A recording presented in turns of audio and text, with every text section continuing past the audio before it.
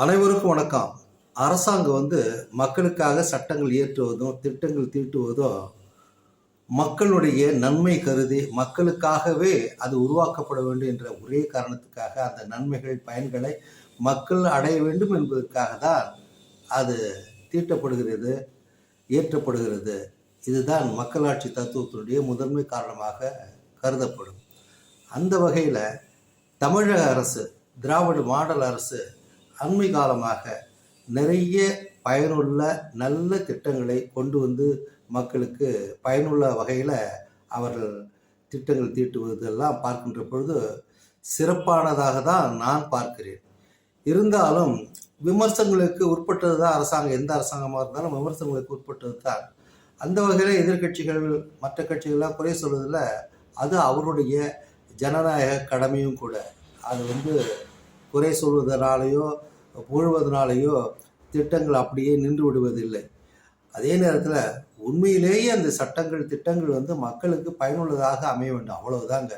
அந்த வகையில் இன்னைக்கு தமிழக முதல்வர் ஒரு திட்டத்தை அறிவித்திருக்கிறார்கள். அந்த அந்த திட்டத்தினுடைய டைட்டில் பார்த்தாலே ரொம்ப அருமையாக இருக்குது, அன்பு கரங்கள்.